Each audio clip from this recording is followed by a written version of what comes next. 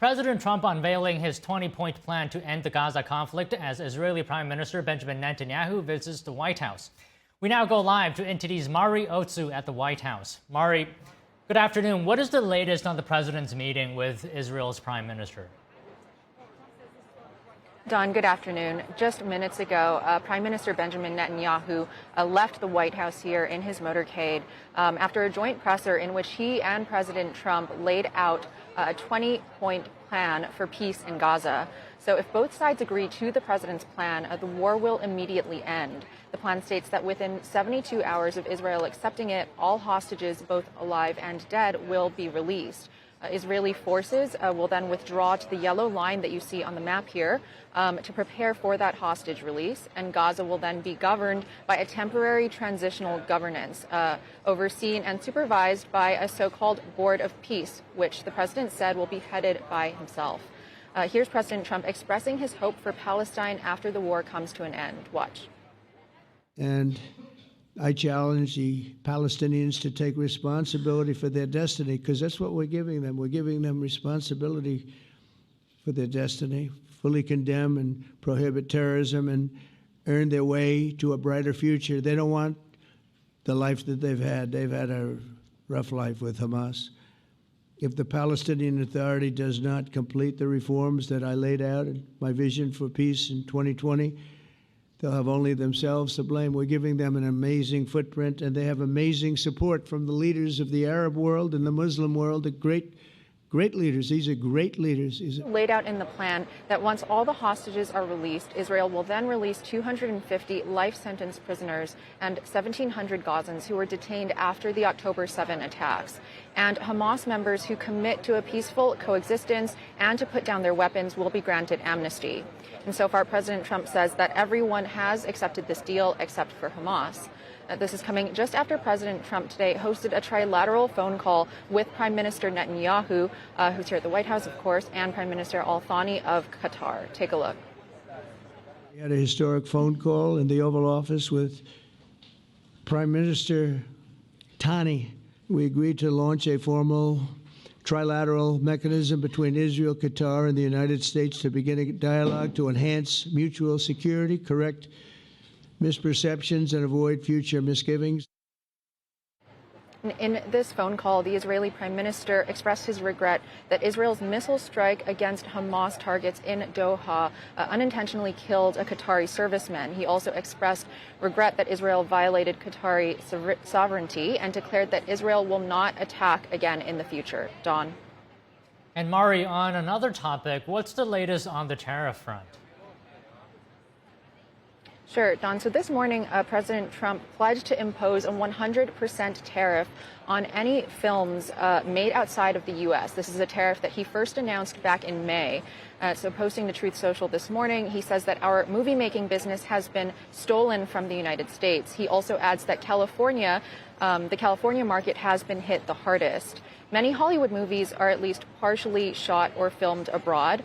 Countries like Canada and the UK, among others, offer incentives like tax breaks to bring American film production overseas. Now, President Trump called attention to this in May, calling those incentives a national security threat and also calling it messaging and propaganda. And in July, California Governor Gavin Newsom doubled funding for California's film and TV tax credit program in an effort to keep more film production in Hollywood. It remains unclear when or how this film tariff will be enacted and if it will affect distributors, producers, or both. Don, back to you. Okay, Mari, thank you. And that was President Trump and Israeli Prime Minister Benjamin Netanyahu at the White House unveiling a plan, a peace plan for Gaza and Hamas. Joining us now to discuss this is David Wormser, senior analyst at the Center for Security Policy and former senior advisor to U.S. Vice President Cheney on the Middle East and Strategic Affairs. Okay, good afternoon, David. Thank you so much for waiting for this press conference to conclude. So can we start, there's a lot to talk about here, but one specific thing that is very interesting, what do you make of this governance proposal, having a apolitical party to oversee a transitional government, if you will, and this board that is going to be chaired by President Donald Trump, and that is if Hamas accepts this deal, right? Can you talk to us about that? Yeah, I mean, it's very interesting. The Israelis obviously don't want the Palestinian Authority because this whole crisis began when the Palestinian Authority assumed control of Gaza, and they radicalized the population, then lost control to Hamas. So obviously, the Israelis don't want the Palestinian Authority. So it's very interesting that they're bringing in this international body. But again, it shows that Israel really only trusts the United States. And specifically, they really only trust President Trump to be pro-Israeli, or at least to have Israel's concerns at heart or take them seriously. And as a result, while the Israelis are skeptical of an international body, skeptical that an international body will be aggressive enough to clean out the remnants of Hamas and really go through every tunnel, every hole, every room to root out the weaponry that Hamas is stowed away, they only trust the United States. And that's why I think you see the construction of this in the shape that it is and the demand by Israel that President Trump personally lead it. You know, I get the sense from President Trump and Prime Minister Netanyahu that they're very confident, or at least to a certain degree, that is unseen from previous peace efforts. Can you talk to us about what is different this time? Well, I think what they are confident about is, I think President Trump and Israel are a little different on the issue of Qatar per se. But overall, I think the Israelis and America together are very confident. This sort of clears out this nightmare of the last 2 years. If you go back 2 years, Israel and Saudi Arabia were on the verge of a peace treaty. And I think this clears out all this nightmare and underbrush and misery and debris that was left that blocked Israel from moving ahead with normalizing relations with critical Arab states like Saudi Arabia, perhaps others. And so I think there's this confidence that this unlocks things. It's not directly going to lead to it, but this was in the way. And this had to get out of the way in order to move ahead like that. There is some difference over Qatar. The Israelis see Qatar as one of the instigators of 9/11, the Muslim Brotherhood being an ideology supported by Qatar that animated Hamas as well as other regional actors that are dangerous. So the Israelis have a more dim view, but at the same time now they are in direct meetings and direct talks with the Qataris under the auspices of the United States. So even there's sort of a calming mechanism that's been set up. And I think, David, the million-dollar question here is why should Hamas accept this deal, including demilitarizing? Well, I think Hamas has to accept the deal for two reasons. First of all, as I think the prime minister said, they can do it the easy way or the hard way. The Israeli military is coming. It will disarm them and destroy them. And they can do that either by giving up now, and they can do it peacefully. Take some of the clauses are safe passage, amnesty, they can go abroad. They can do that, or they can be destroyed. And so that's one incentive. The second incentive is Hamas and Qatar really are linked. Qatar is not really a neutral observer. They are really the mentor of Hamas. And if this is in Qatar's interest, and it is, then they can lean on Hamas to give up the hostages and go for a resolution. Hamas really can't buck Qatar's demand. And Qatar was shocked by the Israeli state. Israel apologized for the strike just now, but on Hamas and Qatar. But it shocked Qatar that they were vulnerable to Israeli power. And I think that scared the Qataris enough to say, okay, this is too dangerous. Hamas, you're beginning to get us in trouble and us endangered. So I think between Hamas's incentives to go to peace and Hamas's own to survive personally, you may get a deal, but I'm not sure yet. I'm not as confident as the president is. And even if they agree, they can play games. Some of the bodies may not be the Israelis. They may be somebody else's body. They have played these games before. They're somewhat cruel and sadistic on top of it all. So they could return empty caskets or bodies of people who aren't Israelis. So this has quite a ways to go, and I'm still not 100% sure. In fact, I'm on the 50-50 mark whether even Hamas will accept this.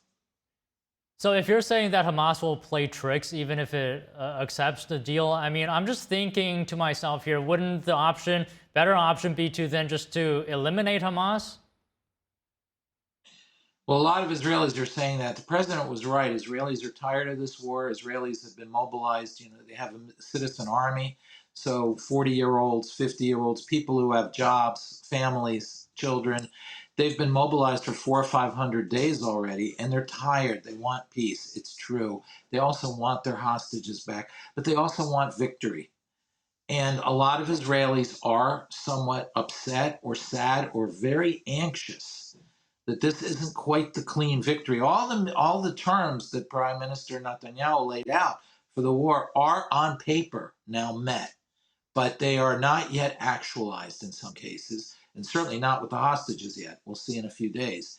So I don't know if the Israelis are as euphoric or as relieved about this as people think they may be. They're very anxious. And you're right, many Israelis are saying, wouldn't it have been better just to go all the way and finish it and do it themselves? And the IDF is responsible for disarming Gaza, and then you can set up some sort of a new government. But first, the IDF has to finish the job. So there are a lot of Israelis who say that, and you're going to see a lot of Israelis complain about this deal in the coming days because of that.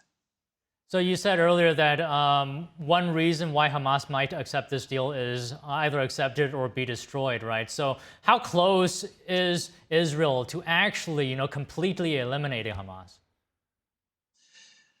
Well, when entities or nations fall, it's very difficult to predict the pace because as they start losing, they start crumbling, and then things can happen very quickly. But if it's linear, namely if Israel just keeps grinding away, we're looking between 1 and 2 months before really 1 or 2 weeks before Gaza City falls, and 1 or 2 months, maybe Thanksgiving, before all of Gaza would have fell. So there really is, it really is close to Israel finishing the job otherwise as well. This is not something that if it started again, Israel would have to take another 3 years, 2 years, whatever. Now, this can change the calculus if Israel withdraws and war has to restart. That is more difficult because the Israelis then once again have to retake territory, and that will take time. But I think Israel right now, had the war gone on, was within a month or two of complete victory.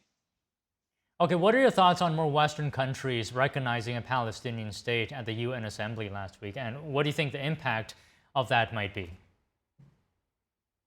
Well, I think it made coming to this deal much harder. I think it encouraged Hamas and some Arab states to hold out more. I think it was a dead letter, and it's left Israelis bitter, and that made them much less willing to compromise as well. And it also raised expectations in the long run that could be dangerous. Namely, the expectation that this momentum towards statehood is an inexorable movement that won't be reversed, leads many of these nations not to really come to peace with Israel, thinking that, oh, it'll be imposed on Israel anyway. So it's a very dangerous, even now and going forward. It can still derail this whole thing simply because of the expectation that the international community will continue to come down on Israel. And that undermines their willingness to come to peace with Israel. Would you say because of more countries coming out and taking this position, does that indicate that support for Israel's campaign is potentially peaking here? Well, clearly there's been some erosion of support for Israel, and it's inevitable given the images. I mean, any human being looks at what's going on in Gaza, and it's sad. I mean, I'm very pro-Israeli, but when I see these little children and it's sad. The war is awful, and there's no way around it. And the images really don't sell Israel right now. But that said, I think you have to look at who recognized Palestine. It was governments that are highly unpopular with their people. The Spanish government, the French government, the British government, the Australian government. They're in an electoral collapse. So it isn't. They're not acting. And by the way, the polls in those countries show that even in these countries that are not very sympathetic to Israel, they still felt that it wasn't wise to unconditionally recognize, quote, Palestine that way. So I think that one has to differentiate between populations and the elites who are being rejected by their people. All right, just one final question, David. If Hamas accepts whether it's this deal or some kind of other form of a deal at this stage, would you say that essentially means the end of the war completely? No, unfortunately, I think Hamas can accept the deal, perhaps. Again, I put it really a little bit less odds than the president. But I think in their mind, this is a temporary ceasefire, and that they're going to start from day one rebuilding the option of going back to war. And moreover, the Palestinian Authority is also constantly training and preparing for an October 7th like attack. I don't see really, unless Hamas is really Israel maintains security control, or this international body really aggressively maintain security control, Hamas will come back at it. Hamas will never give up. It is not in their ideology to. It would not survive if it tried, if it tried to give up. And in many ways, I think that's unfortunately true even of the Palestinian Authority. Okay, David, thank you for your valuable insight today. It's always good to talk to you. Thank you. The Trump administration is seeking to reverse the decline of the use of coal plants. Previous administrations worked to phase out coal as an energy source. Secretary of Interior Doug Burgum says coal use is still growing globally, especially in China. We're in a competition, and that competition for the AI arms race, as we call it, is with China. China, absolutely the number one user of coal, and they are aggressively adding more power. Our nation can lead in technology, but if we don't lead in electrical production, we're going to lose the AI arms race. This is an interesting time in history because this is the first time in the history of the planet where a kilowatt of electricity can be converted directly into intelligence.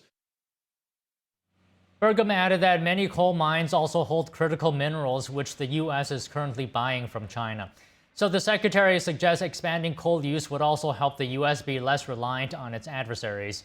The Department of the Interior will now open over 13 million acres of federal land for coal leasing. And Energy Secretary Chris Wright also talked about the issue this morning. He says the administration is setting to invest $625 million to expand the coal industry. Coal burning plants generated about 15% of electricity in the U.S. in 2024. That's a fall from 50% in 2000. Fracking and other drilling methods have hiked natural gas output. Solar and wind power growth have also cut coal use. And the coal workforce was almost cut in half in the last 10 years, down from 70,000 down to 40,000. The Trump administration has announced a $625 million investment aimed at increasing coal use in the U.S. Joining us now to discuss is David Blackman, energy policy analyst and advisor. He's also a senior contributor at Forbes. So, David, always great to see you. Thank you for joining us today. And I wanted to talk to you about this. Yeah, good afternoon to you, David. So this investment, includes $350 million to modernize coal plants. Can you talk to us from a technical perspective? How effective could these coal plant modernization efforts be?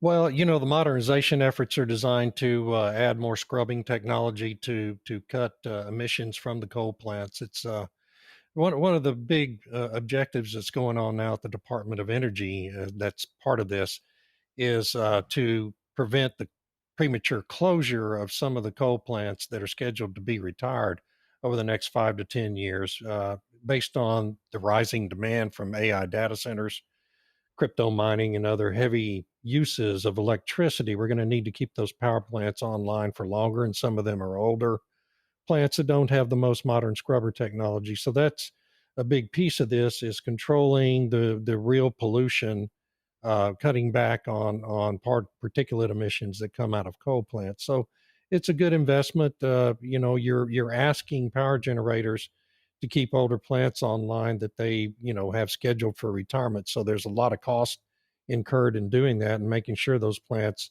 can continue to comply with the emissions regulations that are in place at the EPA. But David, some reports apparently are saying that forcing coal plants to remain operational could actually increase costs for consumers due to their higher cost of operating aging coal plants. What is your response to that?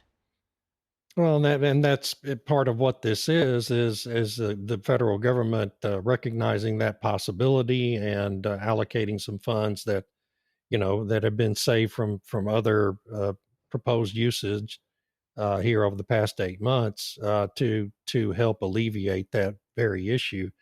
There a lot of those studies on the cost, relative cost of various different generation sources are pretty questionable, and it's hard to know what's accurate and what isn't accurate.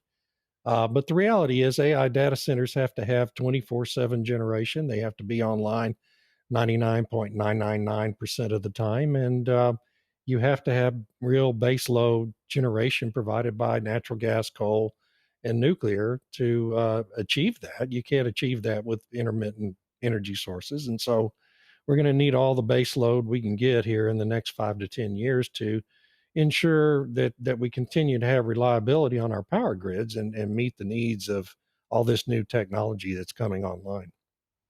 Is there actual demand for coal in the U.S. economy? Is there enough? Well, there's demand for coal and power generation. So we're not building new coal plants right now. I suspect we're probably going to have to begin permitting the building of newer coal plants here in the coming years, just because there are some parts of the country where you're not going to be able to build nuclear and natural gas to meet the demand center needs. Not many, but some. And so I think there's probably going to be a need to expand the coal fleet in the coming years. And this is part of what's leading up to that. But there's also a huge international market for coal produced in the United States. We produce coal in the United States more responsibly, more cleanly, with fewer emissions than anywhere else on Earth. We also have the largest reserves of coal than any other country on Earth. So it makes all kinds of sense to, free up these countries to produce the coal and export it to other countries for their use. They're going to get it from somewhere. It would be better to get it in the cleanest and most responsibly produced fashion they can get it. And it also, helps boost the economy in these states that where the coal is, like Wyoming and Montana, West Virginia, even Alabama, as far south as Alabama. So, it's there. There's all these trade-offs in the energy space, and this administration is there because the voters put them there, and this is what the president campaigned on during his campaign. Okay, speaking of trade-offs, can you talk to us about the input cost here? What is that like comparing coal-produced electricity versus other types of production of electricity? Well, right now, coal is cheaper than any other source, any other generation source that we have available to us. It has been the cheapest energy source for a long time, and that's to a large extent due to the fact that it is so abundant and easy to acquire.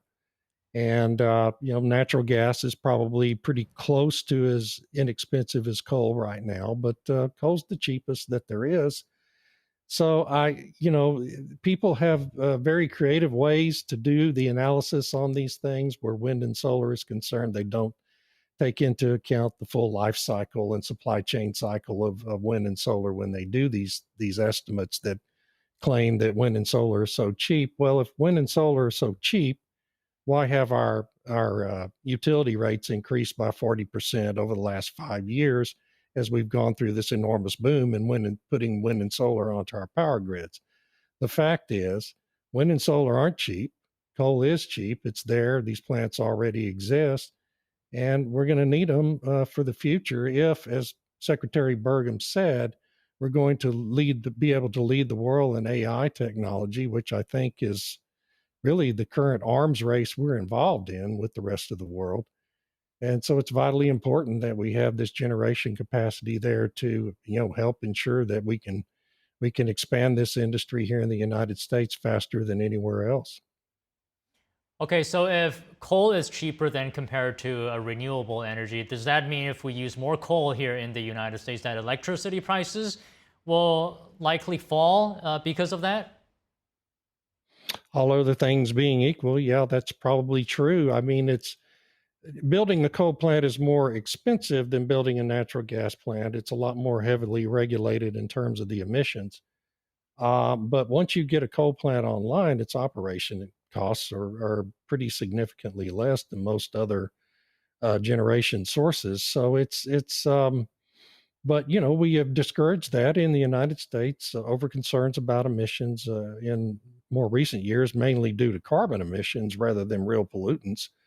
The scrubber technology, that's the most modern technology, takes 95 to 98% of all particulate matter generated from a coal plant out of the atmosphere. And so, they don't really generate a lot of real pollution. They do generate substantial amount of carbon emissions, and that's what EPA has been most focused on in recent years.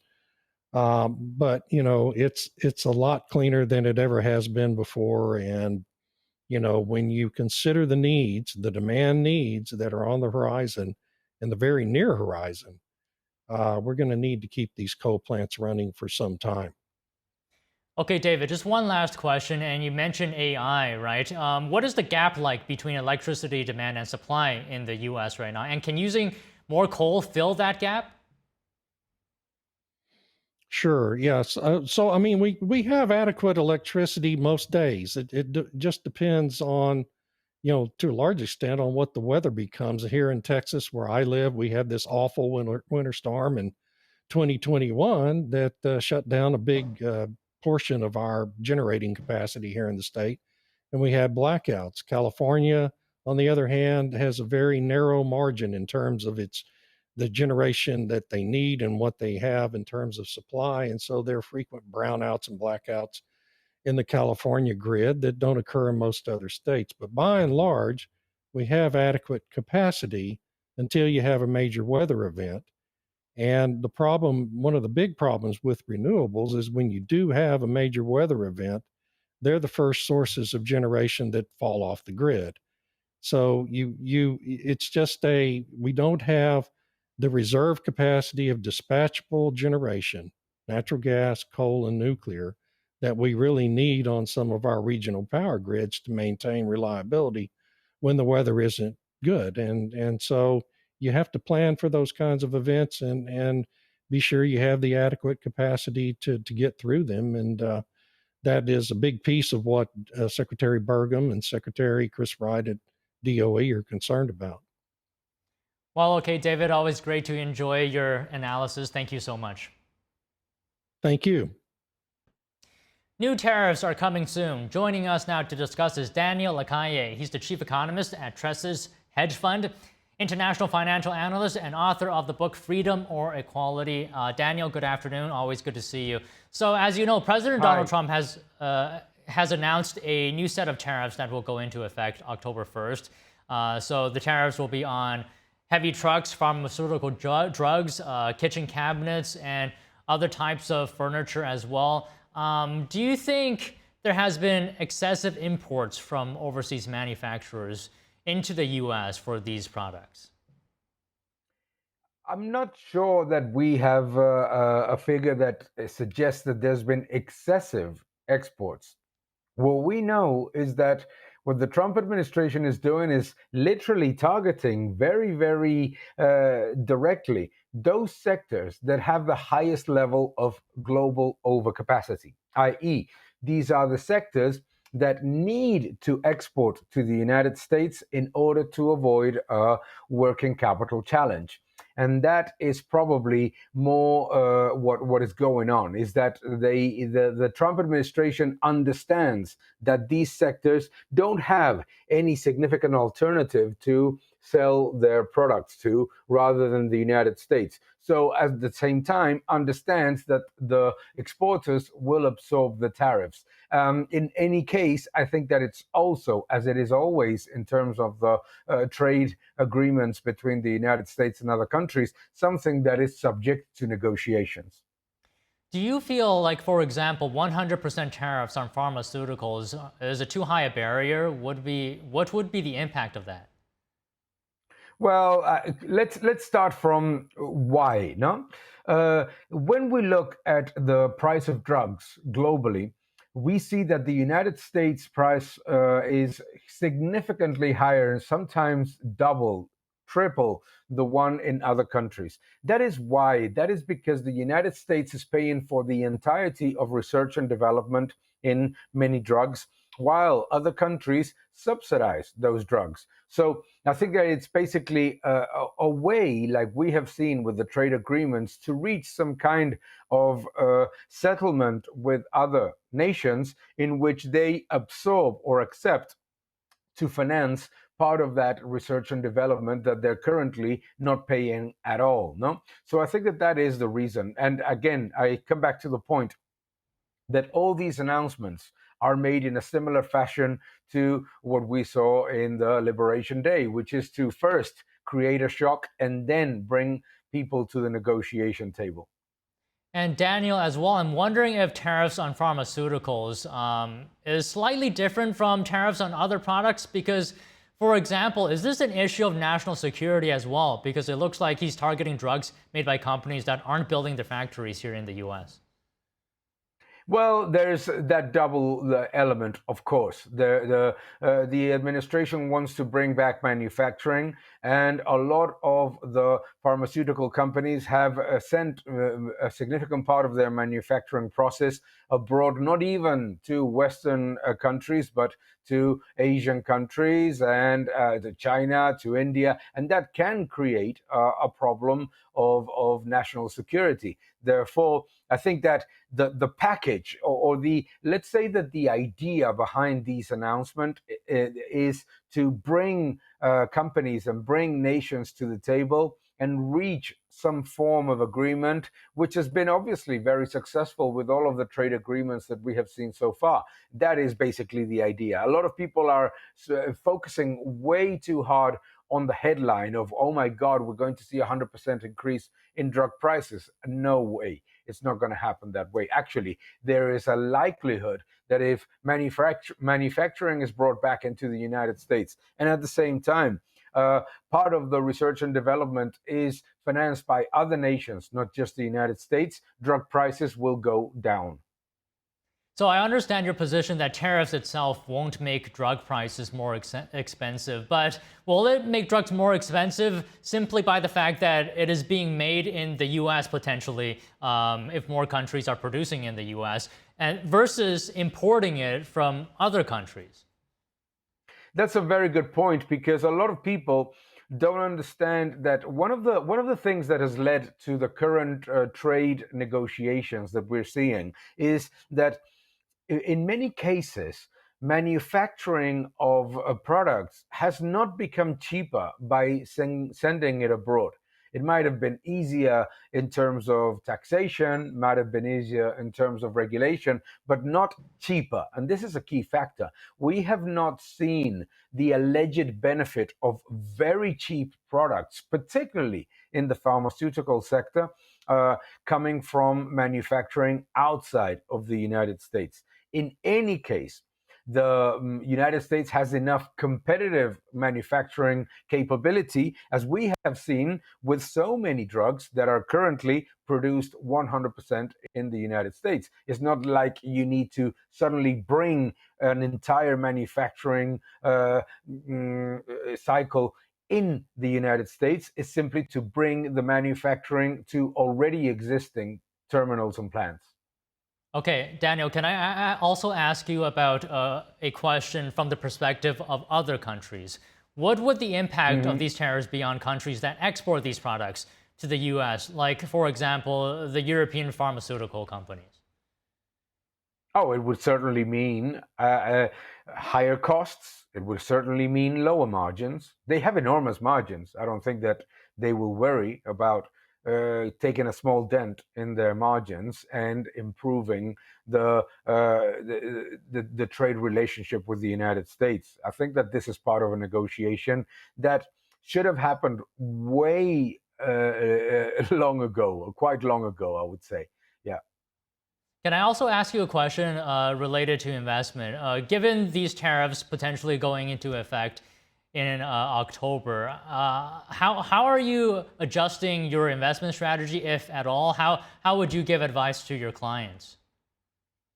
Well, every time that we talk with clients and we talk about the likelihood of an impact of tariffs, we always say start from the premise of lower margins on the exporters. So look at those companies that depend on exports to the United States to maintain their sales and earnings guidance, because that's where you may see an adjustment, not a destruction, but certainly an adjustment of the expectations of earnings growth or margins. I think and I think that if you look at how the S&P 500 and the Euro and the stock 600 are behaving, what we're seeing is actually that.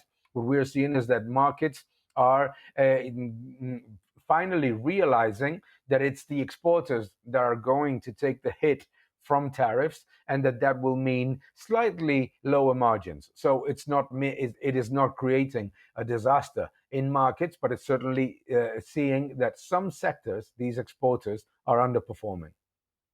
Okay, all right, Daniel, just one last question, and I want to take a step back. Broadly speaking, have other countries been taking advantage of the US in regards to whether it's these products or other products?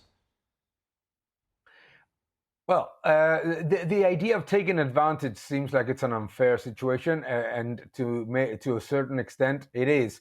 But I think that obviously countries, if they're giving an advantage, they take it. No, but the automotive sector is the clearest one. No, the automotive sector in Europe has massively benefited from an open market in the United States, while automotive companies in the United States find enormous regulatory and trade barriers to sell in Europe. I think that it was President Trump who said that he was shocked to see no GMCs and no Pontiacs in Germany, obviously as a joke. But it is not a joke. Obviously, it is clearly more accessible for automotive companies to sell their products in the United States. And European products are all over the United States, despite the fact that production costs, taxes, labor costs, and energy costs are significantly higher